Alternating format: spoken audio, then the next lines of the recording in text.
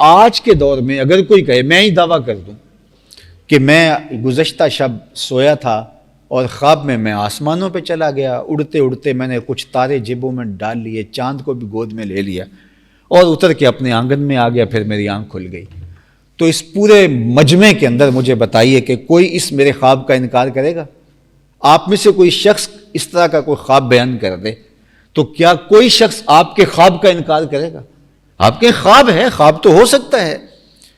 تو یار جب میں ایک خواب دیکھوں اور آپ اس دور میں بھی اس کا انکار نہ کریں، آپ خواب دیکھیں اور میں اس کا انکار نہ کروں، اور یہ کوئی میرے لیے ایسی بات نہیں ہے کہ جس پر جو ہے جس کو بہت اہتمام کے ساتھ بیان کیا جائے کہ میں نے کوئی خواب دیکھا ہے، تو اگر یہ حضور علیہ السلام نے خواب ایک دیکھا تھا تو قریش مکہ کو اس کو انکار کرنے کی کیا پڑی تھی؟ وہ کہتے ہیں کیا بات ہے، ہاں آپ نے ایک دیکھا ہم نے دو دیکھے، بات ختم ہو جاتی۔ اور قرآن کو اتنے اہتمام کے ساتھ جگہ جگہ اس کو بیان کرنے سے، اس کو ذکر کرنے سے کیا ضرورت ہے؟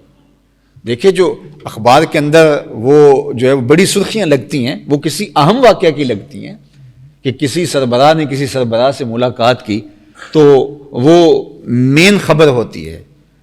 اور اگر کسی کا ٹیلی فونک رابطہ ہوا ہو کسی سے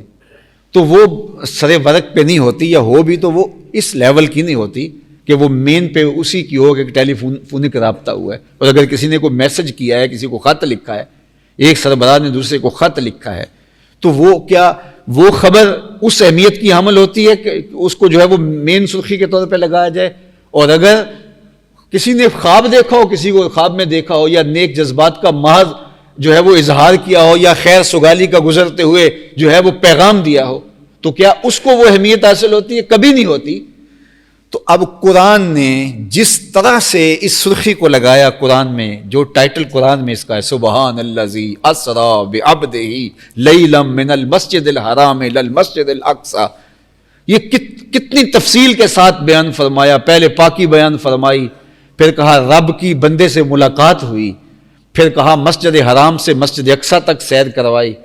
اور پھر لنوریہ من آیاتنا، پورے وزٹ کی کہانی بیان کی، اس طرح وزٹ بھی ہوا تاکہ اللہ کی نشانیوں اور قدرت کی نشانیوں کو ساری جو ہے وہ ایک ایک چیز بیان کی۔ تو اگر یہ خواب کی بات تھی تو اتنی تفصیل سے قرآن میں بیان کرنے کی کیا ضرورت تھی؟ تو کہا یہ خواب کی کہانی نہیں ہے، بلکہ حضور نے سر کی آنکھوں سے اپنے رب کا دیدار کیا ہے۔ جاگتے ہوئے حضور علیہ السلام مسجد حرام سے مسجد اقصی گئے ہیں، اور مسجد اقصی سے جہاں تک خدا نے چاہا حضور جلوہ فراز ہوئے ہیں۔